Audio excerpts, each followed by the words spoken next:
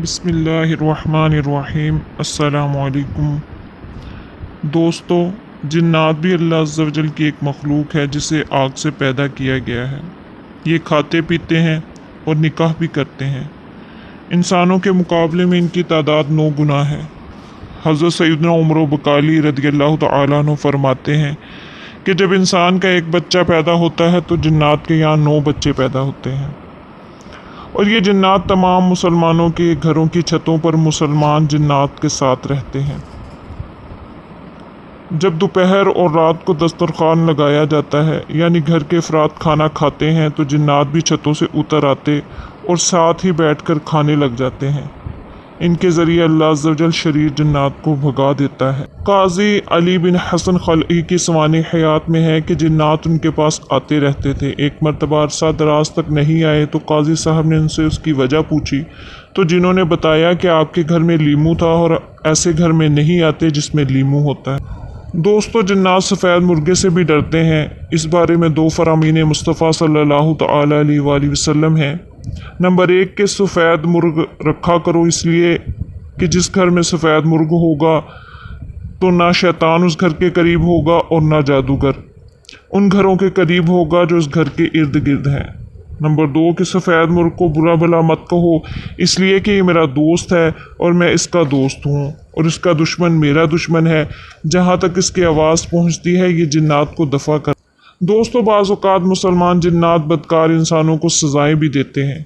चुनांचे इब्ने अकील किताबुल फ़ुनून में फरमाते हैं, हमारा एक मकान था, जो भी इसमें रहता और रात क़याम करता तो सुबह को उसकी लाश ही मिलती।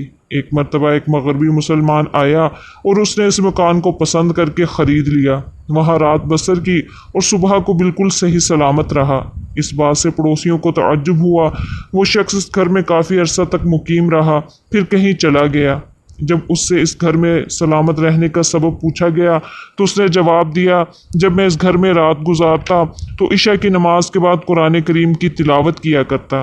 एक बार एक पुरअसरार नौजवान ने कुएं से बाहर निकलकर मुझे सलाम किया। मैं डर गया। वो कहने लगा, डरिए मत, मुझे भी कुछ कुरान करीम सिखाइए। चुनांचा मैं उसे कुरान करीम सिखाने लगा। मैंने उससे पूछा, इस घर का क्या किस्सा है? उसने बताया, हम मुसलमान जिन्नात हैं, हम कुरान पाक की तिलावत भी करते हैं और नमाज भी पढ़ते हैं। इस घर में अक्सर व बेशतर शराबी और बदकार लोग रहने के लिए आए, इसलिए हमने उनको गला घूंटकर मार डाला। मैंने उससे कहा, रात में आपसे डर लगता है, बराए करम दिन में तशरीफ़ लाया करें। उसने कहा, ठीक है। चुनांचा वो दिन में कुएं से बाहर आता और मैं उसे पढ़ाता।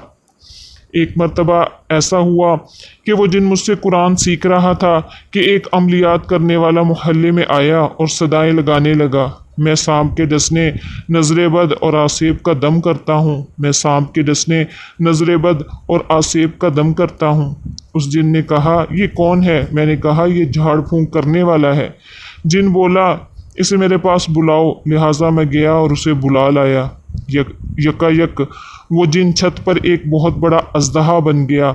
उस आमिल ने दम किया तो वह अजदहा तड़पने लगा, यहाँ तक कि घर के दरमियानी हिस्से में गिर पड़ा।